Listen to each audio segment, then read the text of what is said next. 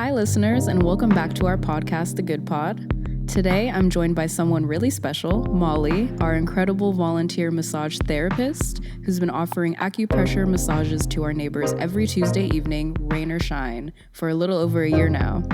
Molly brings not only her skills, but a very calm and caring presence that makes people feel at ease.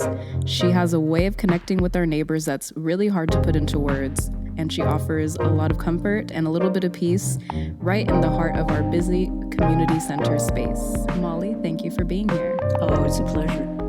Well, let's start with what inspired you to bring the idea of massages to Goodness Village. I've always wanted to, I've given massages to all sorts of people. I've always done it as a volunteer because I make my living, a fine living, as a children's book writer and illustrator. And I love giving massages. So usually I give it to friends and family who have enough money to go to a massager.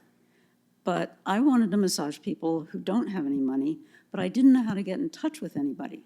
And so eventually when I heard about Goodness Village, I thought, maybe they'll accept me as a massage person. And luckily they did. And you're going to have to remind me, but how did you get connected with us? A friend of mine donated some clothes, and another friend told me about it and said it was one of the most wonderful housing situations for previously homeless people that she'd ever seen. Wow, that's a big statement. Yeah. Well, my daughter-in-law works in San Francisco with homeless and previously homeless people, and the facilities there are nothing compared to how good they are here. Mm-hmm. Yeah. Well, thank you so much for saying that. And I mentioned earlier that you provide massages in our community center space, and that can be very hectic. For our listeners who are unfamiliar with the Yellow House, it is open 24 hours a day, 7 days a week. The front door is never locked, and there is always something going on. So you do your massages in the middle of that space, literally in the middle of the living room of that space. Yes. So how do you kind of promote a calm, peaceful energy in the middle of all the commotion? I think it happens by itself. I saw this happen in Bali, where people do things in the middle of their family. People come in and get a massage with all the family members wandering around. And I thought, wow, this is cool. Massage is just a normal part of life. And when I came here and there wasn't a specific room to go to, I thought, cool, I'll do it in the middle of everything.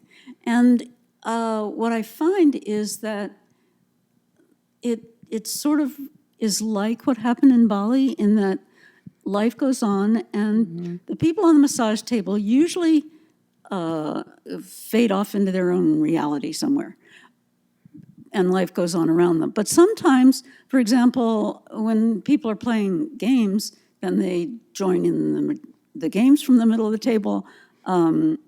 People wander through and they have conversations with them. They haven't seen the person for a while. A lot of talk about food, and it's just very comfortable. So the person on the table can either decide to be with the people in the room or in their own space, and it seems to work fine. And it has been working fine for quite some time now. Yeah, there are a couple of people who would rather have a separate room, and we've been able to do that. Mm-hmm.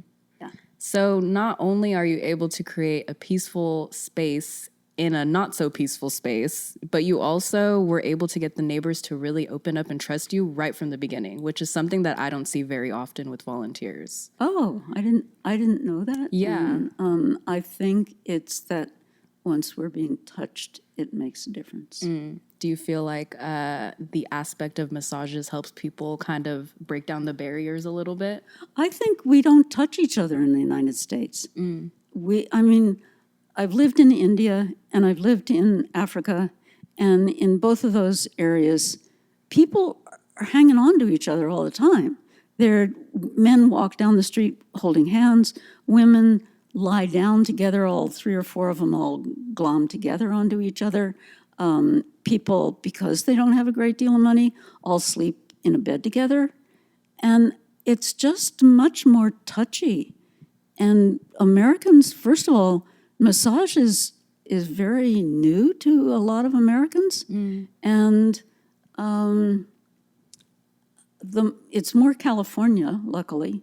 But I think part of it is simply that we really enjoy being touched. And in fact, I've just watched recently some horse massage, and to see when the massage therapist works on a horse, to see the horse turn into a different creature is just sort of miraculous. And I think it's the same with us. If somebody touches us in a way that is, I'm here, I'm paying attention to you and what your body is saying, and I'm just here holding you with no real intention except to be here, it all of a sudden we're in a different space. Right. And I would even go so far as to say beyond just touch, the pain relief. So many people are walking around with so much pain in their bodies and don't realize how much it's affecting their behavior, how they interact with other people.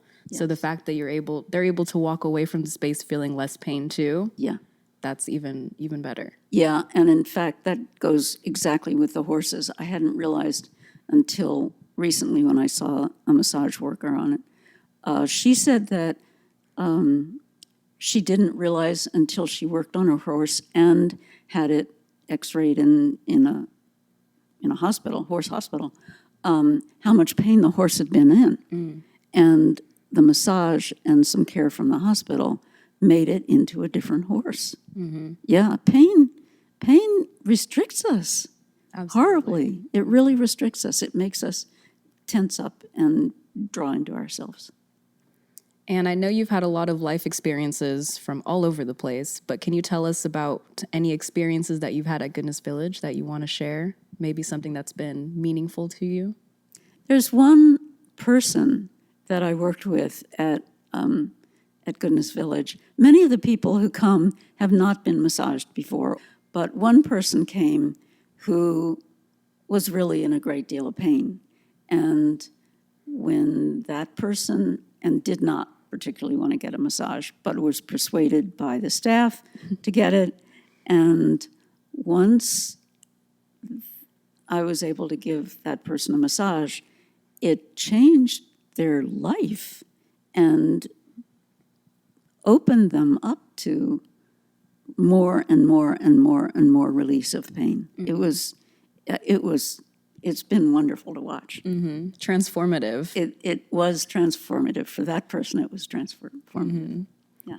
And I love the way that you talk about massage because so many people see it as such a luxury, something that they maybe can't afford, or they do it like a spa day or once a year, something special. Yeah. But you talk about it like it's just an everyday, everyone deserves a massage. It is. It's like I think that kids should learn about money, and I think they should learn about massage. Money and massages. Yes. Yes. Yeah. And food. Yeah. We good talk food. about food a lot here. Yeah. Well, can you tell one of our listeners who may be apprehensive about bringing their particular skill set to the village, maybe something to encourage them to want to do something like that? Something similar to what you do? It's a joy. Every time I come, I learn something from the people here. I realize every time how lucky I am, and I've learned to love and respect every person that I've worked with. I just feel like my heart's been open by coming here. And I mean, it's been a huge benefit to me as a growing human being to just be around people who have gotten through some really, really, really difficult times and are on the way to healing, and sharing that openingness with each other, watching them interact with each other. And being a part of that healing, and too. being a part of it. And they associate you with that. Yeah. I know that we actually have you here for not the whole year. Yeah. You're only here for a few months out of the year. Yeah. And I know that when you're gone, people are asking about you all the time. When is she coming back? When is she coming back? I'm waiting for the withdrawals to kick in. So before we let you go, I want to ask you, what does being a good neighbor mean to you?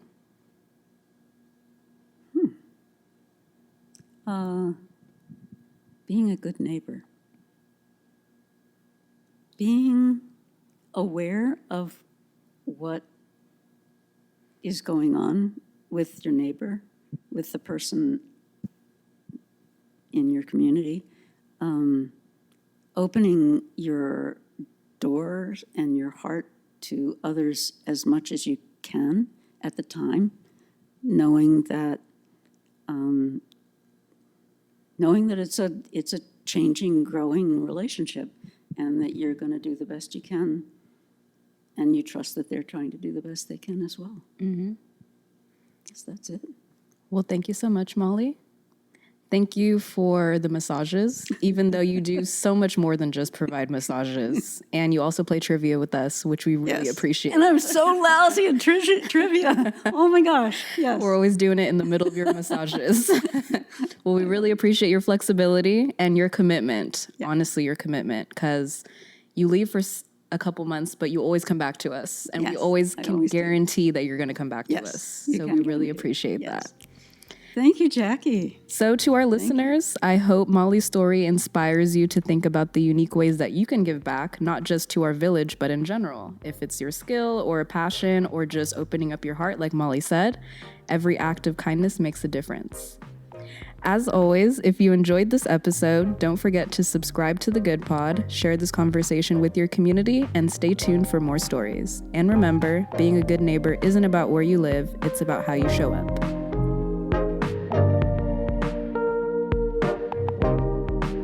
Thank you for listening to the Goodness Village podcast. Production and recording was done by the Goodness Village operations team with support from Crosswinds Church. Music was provided by Blue Dot Sessions. If you want to know more about Goodness Village, visit us at gvlivermore.org. Thanks again for listening to The Good Pod.